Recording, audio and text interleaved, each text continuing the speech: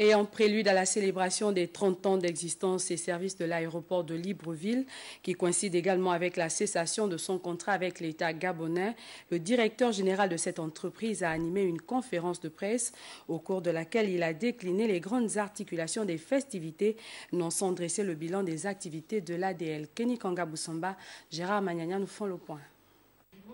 1988-2018, 30 ans, bel âge de maturité et ça se fête. ADL, aéroport de Libreville, veut partager ses moments avec ses partenaires, sa clientèle, son personnel, mais surtout le grand public. C'est grâce au public gabonais que l'aéroport existe parce qu'ils ont des besoins de transport. Et donc on a des animations dans le hall de l'aérogare avec des groupes traditionnels, des tradis modernes, des humoristes et des jeux concours. On tient absolument à ce que ce soit une fête populaire. On a des tournois de foot aussi. Il y aura un don du sang.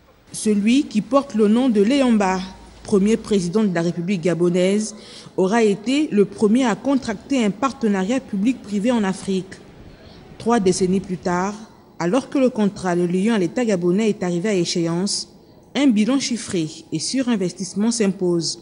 C'est plus de 40 milliards qui ont été investis au cours de ces 30 ans, donc en travaux divers et variés, investissements qui ont fait travailler les entreprises locales. C'est de l'ordre de 33 milliards au total qui ont été payés directement au fisc gabonais. 30 ans, on est passé de 50 personnes au départ à 160 actuellement.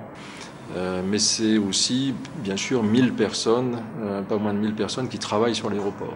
ADL s'en va, G16 prend le relais. Le personnel, auparavant inquiet et fixé quant à la préservation des postes, est acquis. Tout le monde est repris aux mêmes conditions de salaire et aux mêmes conditions ce qu'on appelle l'accompagnement social derrière, avec une signature de contrat. C'est l'engagement qu'ont pris les nouveaux gestionnaires. Tous les droits légaux ont été payés en ce qui concerne ADL. Du 27 au 29 septembre prochain, le public aura donc droit à une série d'animations dans le hall de l'aérogare, avant de boucler avec une soirée de gala.